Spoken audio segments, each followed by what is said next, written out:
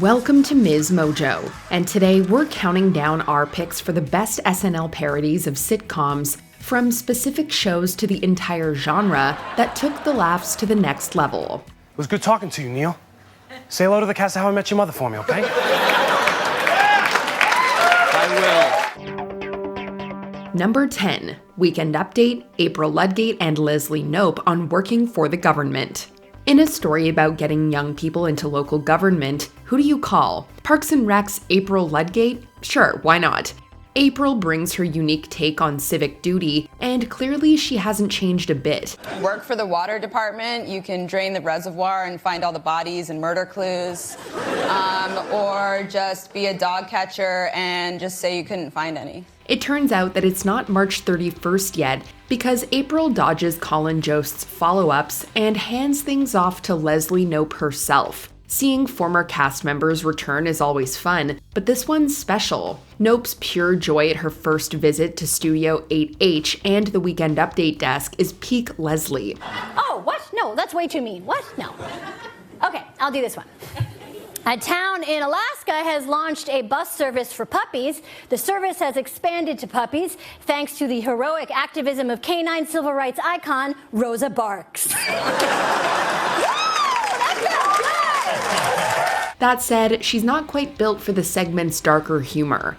Let's just say Seth Meyers was wise to host this segment totally alone. I used to watch this when Seth Meyers did it by himself with no one else. And he made it look really easy. Number 9, Cut for Time, Cool.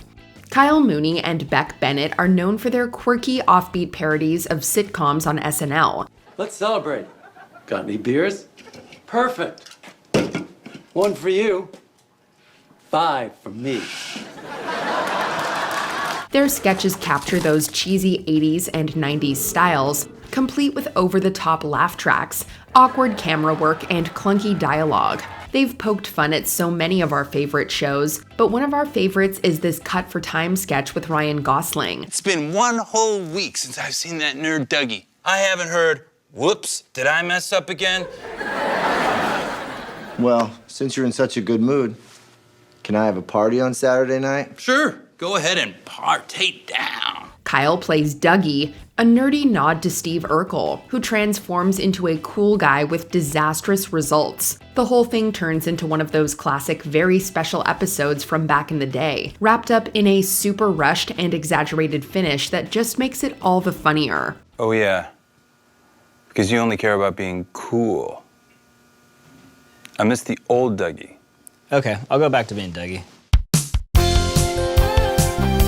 Number 8, Urkel Reboot. While we're on Urkel, when the trailer for the Fresh Prince dramatic reimagining dropped, SNL asked, what if Steve Urkel got the same treatment? Only advantage I got, my mind. But that don't count for much in these streets. Cause out here, you gotta make your own name. Well, there's a reason some characters belong in sitcoms, not gritty dramas. The writers hilariously exaggerate Urkel's quirks to an almost unrecognizable degree, showing how out of place such an over-the-top character would be in today's TV landscape. You don't love her. Nah, but I love how she make it clap. Oh, you broke my nose! Did I do that?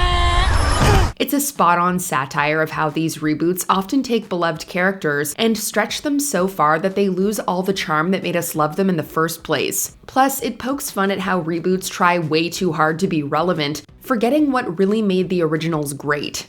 I ain't got a family. You're wrong, Steve. The Winslows are your family. And family matters. Number 7, Good Times. If you're a Good Times fan, you already know good isn't always the word you'd use for their lives. We knew you was worried about money, so JJ had the idea that we should use what we had to buy a bunch of lottery tickets. What? I should have known it was a stupid idea when I heard it coming out of JJ's fat mouth. So, with Janet Jackson, who starred in the original series as host, SNL took some of the show's most chaotic moments and crammed them into one hilariously exaggerated episode. The cast captures those iconic lines with such sincere delivery, making the whole thing even funnier. Michael checked out a book from the library about a Malcolm X. and it's 3 days overdue. We simply can't have people like that at our school. Wait, what if I would have offered you? I'm sorry. If he were white, I could overlook it. Instead of celebrating good times, they're just trying to survive one absurd mishap after another, stuck in this endless cycle of chaos. It's like watching a 70s sitcom where everyone's drowning in problems, but cranked up to 120. Who knew that a string of disasters could provide this much comedy gold? Damn. Number 6, Kenan and Kelly. Who loves orange soda?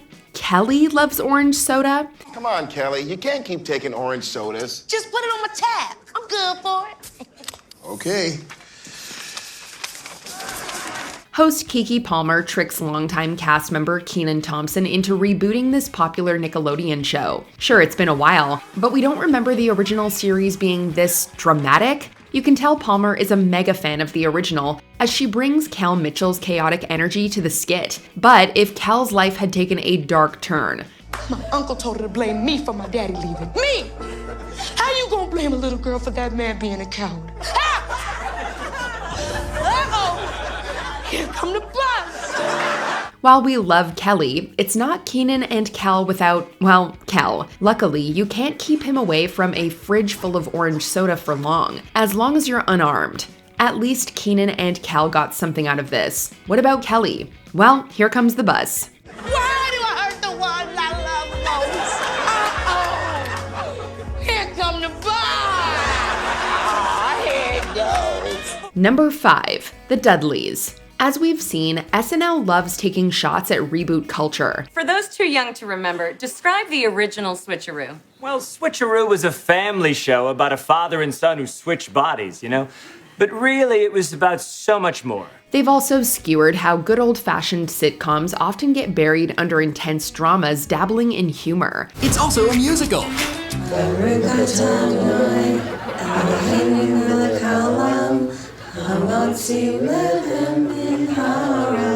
Then there's The Dudleys, a fictional sitcom bending over backward to appease every armchair critic demanding more inclusivity and diversity. Don't get us wrong, that's a very noble goal. However, is it realistic for one sitcom to tick every single box? Probably not. How was court today?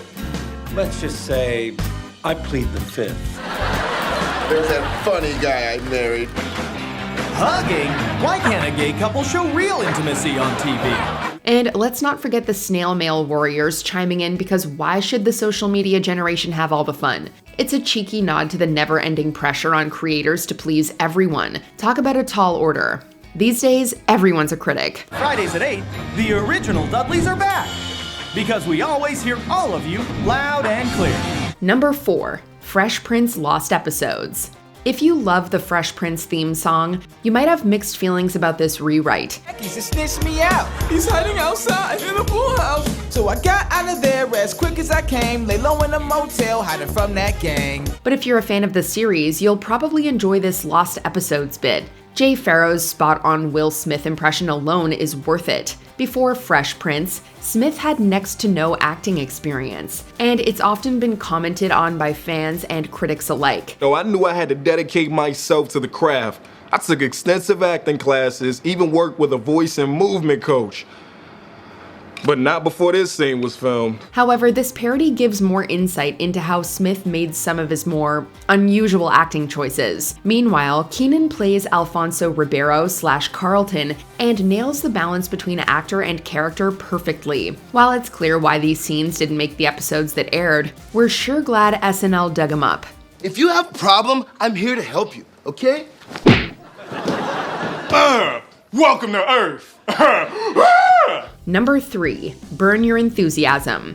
If you can't get Bernie Sanders in, who's the next best choice? Why, Larry David, of course. Where's your coffee? Oh, I couldn't get had an incident. What the hell are you talking about, incident? Just drink the coffee I don't here. want to drink the coffee. I don't. 2%. What's 2%? What are you, some weirdo psychopath? What's wrong with 2%. SNL hit the mark perfectly, finding the intersection where politics and comedy meet, casting David as the senator and presidential hopeful in a parody of Curb Your Enthusiasm. In the sketch, Sanders totally turns off supporters by refusing to shake a woman's hand. Although post-pandemic, we get it. Oh, I'm your biggest fan, and I'm telling you, I'm feeling the burn. What? That's okay. Well, what do you mean? You don't think so? Shake my hand. You coughed into your hand. Don't shake it after a cough. Then there's the coffee rant, and let's not forget the woman who might have voted for him if only he'd helped pop her shoulder back in. The sketch is so brilliant, and honestly, a version of Curb featuring Sanders' daily misadventures is something we definitely tune into. These people are all these people. Mr. Sanders, are you sure I can't fill you that coffee? We still only have 2%. Number 2, Friends. Friends was and still is a cultural phenomenon, so naturally, SNL spoofed it several times. Wow, is it like this? What? Wow, no, that's not what? Vanessa! Yeah? What? No, I don't do that. Phoebes! What? Remember when Jennifer Aniston joked about an alternate finale? I pick you. I'm so happy, Rach. So happy. That's great. Wish you guys all the best. Thanks, Joe. Thanks, Joe. See you, Joe. See you, Joey. Bye, Joey. Bye, Joey. Unsurprisingly, it didn't make the cut. Then there's the sketch with Matthew Perry as Joey. If you ever wondered what Joey would sound like played by Chandler, this is it. But when Colin Quinn enters as Chandler, the whole scene derails. I'm Chandler Bing, raconteur and sassy man about town. Now would you be a love and fetch me my shawl? All right, Colin, cut it out. Chandler's quality was a running joke in the original series, but Quinn leans into it more than Perry ever did. In fact, could it be any further from Perry's character? What's that they say about imitation being the most sincere form of flattery? Ooh, Chandler's home. Joey, be a dear and fetch me my shawl. I'm rather chilly. Before we continue, be sure to subscribe to our channel and ring the bell to get notified about our latest videos. You have the option to be notified for occasional videos or all of them. If you're on your phone, make sure you go into your settings and switch on notifications. Number 1, Hobbit Office. Another sitcom that's been parodied a lot is The Office. You just looked at the camera. No, I didn't. No, you just did it again. You're looking at the camera, didn't he? Looked at the camera, didn't he, Kristen? I didn't see anything. Now you're doing it! Maybe that's because both shows have more in common than you'd think. We're not saying every parody hits, but there are definitely some standout moments. Case in point, when Martin Freeman, star of the UK version and The Hobbit, hosted. Did the noble thing and turned down loads of treasure. Yeah, so the brave Hobbit Bilbo Baggins now works at a paper company. Making the mundane office setting collide with the fantasy elements of Middle-earth was a stroke of genius. The contrast between typical office drama and the high-stakes fantasy plot is absolutely hysterical.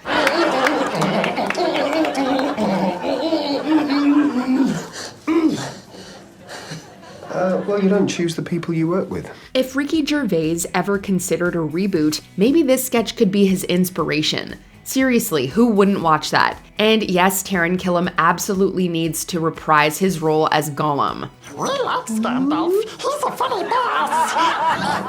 He's stupid and the fat's precious. Which sitcom would you love to see SNL parody? Let us know in the comments. They laugh like them too. You hear that? Do you agree with our picks? Check out this other recent clip from MsMojo and be sure to subscribe and ring the bell to be notified about our latest videos.